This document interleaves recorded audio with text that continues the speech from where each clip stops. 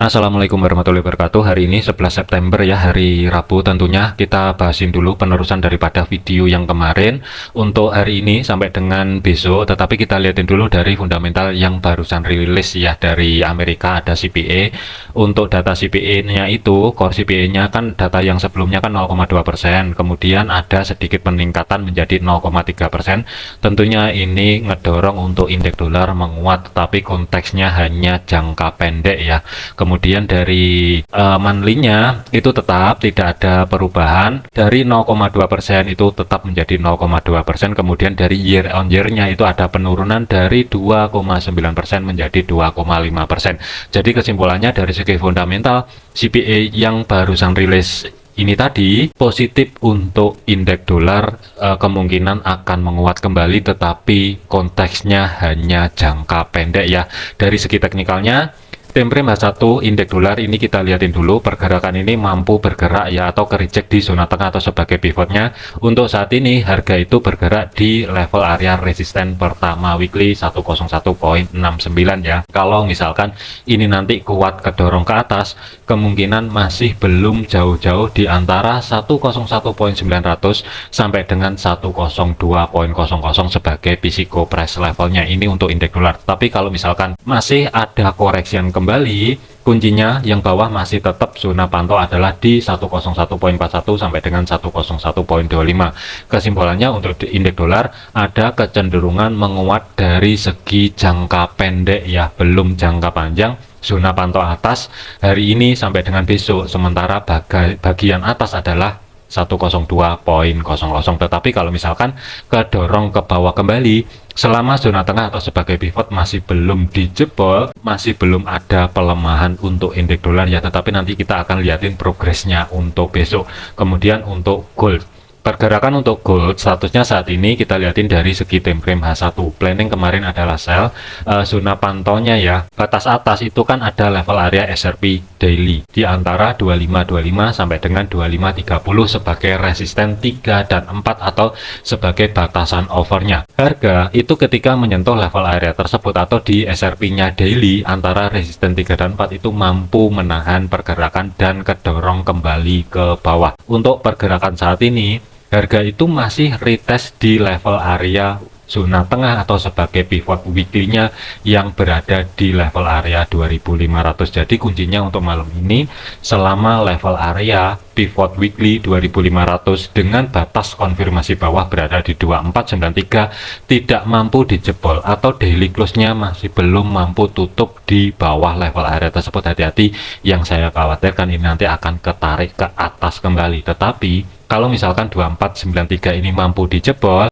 pergerakan untuk sampai dengan besok ada potensi kemungkinan akan menuju level area 2481 sampai dengan 2475. Untuk saat ini dikarenakan harga ini kan masih ketahan di level area pivot weekly ya 2500, jadi sedikit hati-hati. Saya tidak menyarankan baik buy ataupun sell di antara level area tersebut, kecuali harga ini nanti sedikit kedorong ke atas dan ke reject di antara 2515 sampai dengan 2519. Tentunya kalau mau re-entry sell itu nggak masalah, tetapi konteksnya hanya day trade ya. Kalau untuk sell sekarang tentunya risk rewardnya ini nggak imbang, risikonya untuk stop loss itu tentunya lebih besar. Untuk zona pantaunya malam ini sampai dengan besok ya, batas atas itu masih tetap 2525 sampai dengan 2530. Hati-hati di level area 2515 sampai dengan 2519. Selama tidak mampu melewati level area tersebut, kemungkinan akan kedorong ke bawah, tetapi ringnya masih terbatas. Zona tengah atau sebagai pivot di kiri di sini juga ada zona demand. Jadi yang saya khawatirkan sebelum lanjut ke bawah ini nanti spike atas bawah sideways dulu. Kalau misalkan break ke bawah di bawah 2500, ringnya pun juga terbatas selama daily close-nya tidak mampu tutup di bawah 2493. Hati-hati, kalaupun mampu tutup di bawah level area tersebut, baru ada potensi ini mungkin gold akan bergerak menuju 2481 sampai dengan 2475.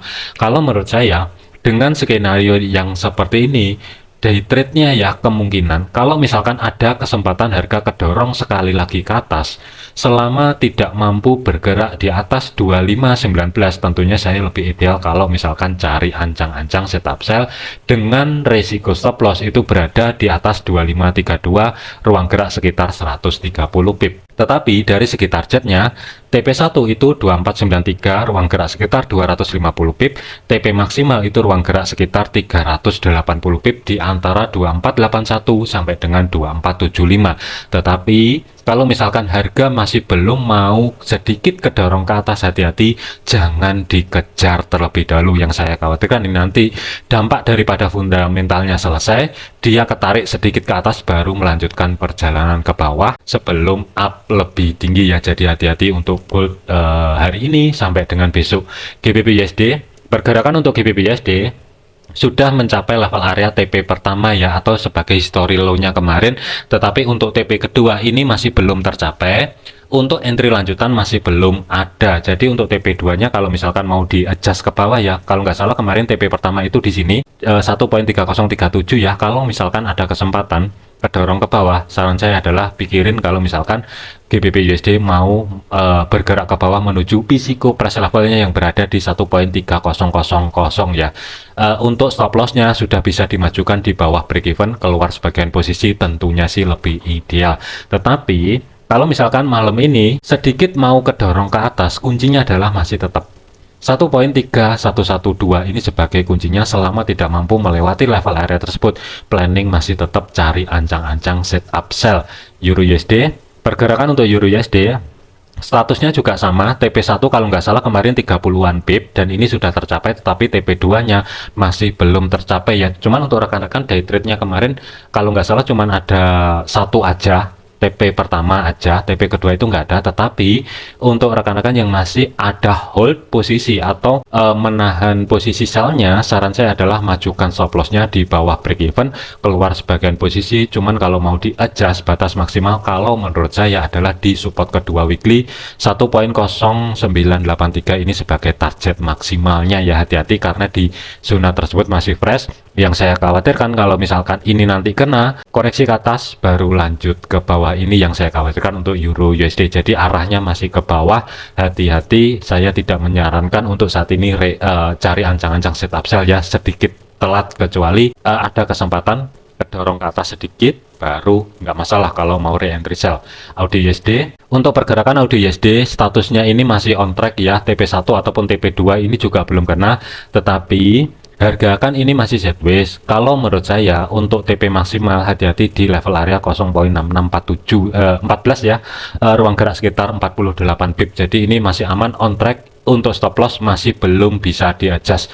Kuncinya adalah untuk AUD USD, selama harga tidak mampu bergerak di atas 0.6682, planning masih tetap cari ancang-ancang setup sell, targetnya adalah di 0.6614. Ini untuk AUD USD. USD CAD, pergerakan untuk USD CAD, harga ini kan mendekati level area resisten kedua weekly, harga ke reject atau ke koreksi ya, dan koreksinya itu tidak mampu bergerak di bawah support yang saat ini 1.3562 ya.